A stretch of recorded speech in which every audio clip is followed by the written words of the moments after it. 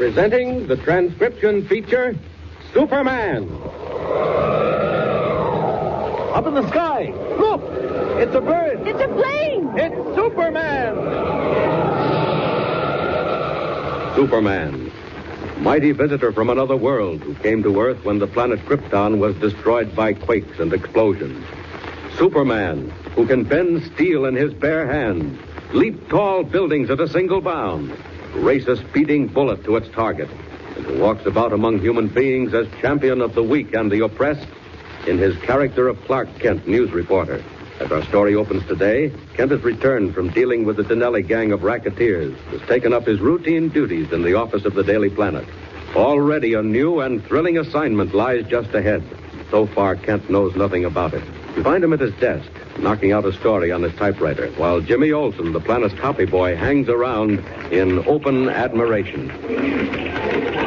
Hi, Mr. Kent. Anything I can do for you? Huh? Oh, no. No, thanks, Jimmy. Doing a follow-up on the Denali story? No, this is something else. Oh. Wouldn't be anything about that airplane story, would it? What was that about an airplane story? Gee, didn't you see it? All about them planes crashing down at Bridger Field out west? Boy, it's keen. Oh, guess I missed it.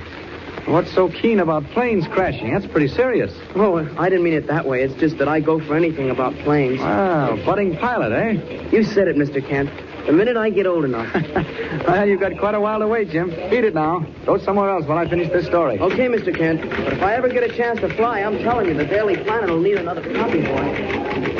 Oh, Kent. Clark Kent. Calling me, Mr. White? Yes. Come in my office a minute, will you? I got somebody here I want you to meet. Sure thing. Coming right along. Close the door and pull up a chair. Kent, this is Mr. Hamlin of the National Air Service. Flew for Uncle Sam during the war. Manages private transport service now. How do you do, Mr. Hamlin? Glad to know you, Mr. Kent. You're not handling anything important now, are you, Kent? No, sir. Now that the Denelli gang is cleaned up. Fine. Hamlin's going back west to Bridger Field tomorrow, and you're going with him. Bridger Field? You look a little startled, Mr. Kent. You've seen the stories, Kent? Well, I've been hearing about them. 5 crashes of planes in 2 weeks. That's right, isn't it, Ed? 6. Oh, yes, 6. In the space of the past 2 weeks, Kent, one of the most remote, least known airports in the country, 6 brand new transport planes have come down in flames. What? All of them? Every single one, Mr. Kent. Oh, what's the answer? Well, that's what we'd like to find out. Mr. Hamlin's a friend of mine, and I've told him you're a little bit more than the average reporter. Not much more, but a little. Giving you quite a build-up, Mr. Kent. If there's a story out there, Kent, you get it. And if you can find out at the same time what's happening to our plane... Great Scott, Mr. Hamlin. You mean to say you don't know? Mr. Kent, we haven't the faintest idea. The thing's weird, unbelievable. But what about the pilots, the men on board? What do they say? So far, there haven't been any survivors. What? It's more than an accident, Kent. It's design. Cold and deliberate and deadly. Mr. White, what makes you say that? Go on, Ed. Tell him what you told me yesterday. Know anything about Bridger Field, Mr. Kent? No, not a thing, except that it's way out in the southwest Rockies. Right. Most desolate country in the world. Down near the border, and completely surrounded by rocks and ravines and miles of desert. If a plane comes down anywhere except on the field, well, it cracks up, that's all. But these planes, the ones you're talking about... I'm getting to that. I just wanted to explain the lay of the land first. Is the field near any town, Ed? 20 miles, more or less. Del Rio is just over the border.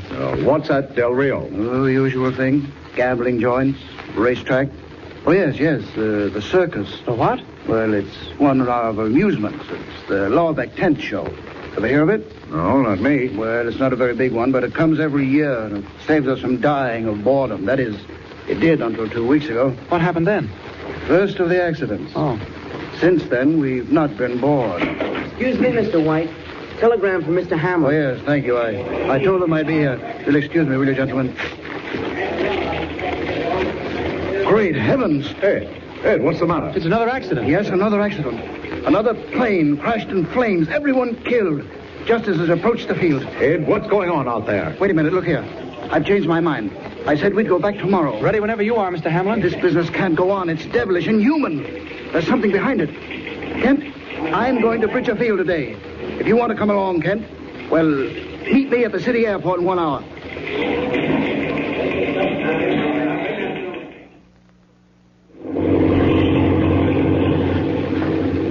What's the time, Kent? 4 o'clock. Be daylight pretty soon now. Now you can see it getting lighter in the east already. Following wind. Another 2 hours and we're there. This ship of mine is fast. I only hope nothing else has happened in the meantime. Well, go on with what you were saying, Mr. Hamlin. Oh, yes, about the plane. Yes. I didn't tell you everything, Kent. No? No, I've been saving this for the last. I didn't want you to think I'd gone crazy, lost my mind. What is it? Well, in those 6 crashes, when we went out and examined the wreckage, there wasn't a trace of a motor. What? No, I don't expect you to believe it, but it's true. The engines of every one of those 6 planes simply vanished into thin air. And that's one of the reasons I say this whole business is any accident. It's been planned, and someone's behind it. But who is he, Captain? What's he trying to accomplish? What was that? What happened? Hey, there's a hole in the window. Something went through the glass. Take a look back in the baggage compartment, will you, Kent? If there's anything wrong, Something may be loose. That might have been a bolt. Call back if you find anything. Mr. Kent! Mr. Kent! What the... Hey, Mr. Hamlin, there's someone aboard. What's that? Mr. Kent, I'm in the baggage compartment. Open the Hamlin, door. we got a stowaway.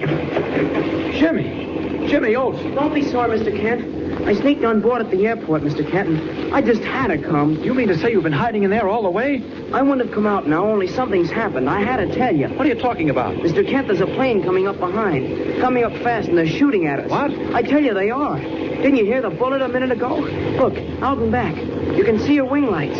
You're right. There is a plane back there. And they're shooting with a machine gun. Come on, Jimmy. Climb out of that compartment. Something's happened to Mr. Hamlin.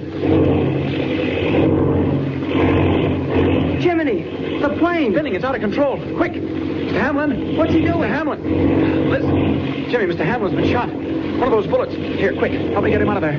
I've got to get to those controls. Mr. Kent, can you fly? Yes, enough to land this plane. Quick. I got him. That's it. I'll lay him on the floor here. Quick, Mr. Kent. Grab the controls. Bring her out of that spin. All right, Jimmy. You look after Mr. Hamlin. I can handle her.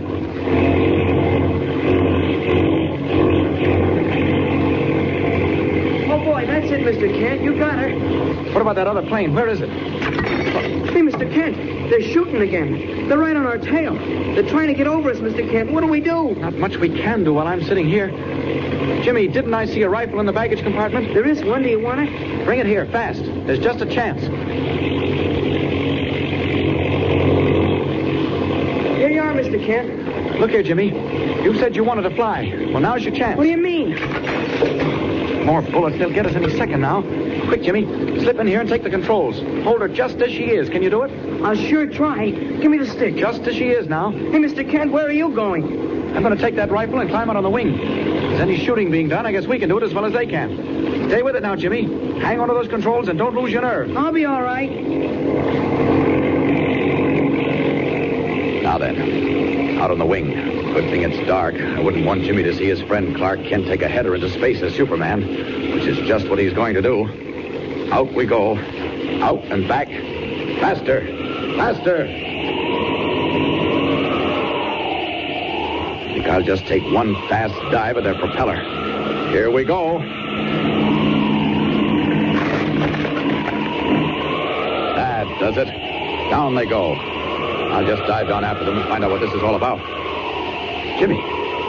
What's the matter with Jimmy? Our plane's going down too. It's in a tailspin. Gotta get back there. Up we go. Up, and faster. Mr. Kent! Mr. Kent, come back! Mr. Kent! All right, Jimmy. Here I am. What's the matter? The plane! It's spinning. It's out of control. What's wrong? Wait, Scott, where'd that oil come from? Take the stick. We're going down. Move over. That's it. I have it. Mr. Kent, that oil. All over the glass. I can't see a It's a thing. broken line. Sprays over everything. Can't go far this way. The motor. It's missing, Mr. Kent. We've got to land. Hang on, Jimmy. Don't lose your nerve. We'll go as far as we can this way, and then we'll see. Mr. Kent, the motor, it's getting worse. It'll stop running any second now. Listen. High over the wastelands of the Southwest, with a missing motor and a wounded man in the cockpit, young Jimmy Olsen and Clark Kent looked desperately for a landing place in the great darkness of early dawn. Who was trying to shoot Hamlin's plane down, and why? What can Superman do to foil the plans of an enemy who so far is not even known? Tune in next time and follow the exciting story. Up in the sky. Look! It's a bird. It's a plane! It's Superman! Superman is a copyrighted feature appearing in Action Comics magazine.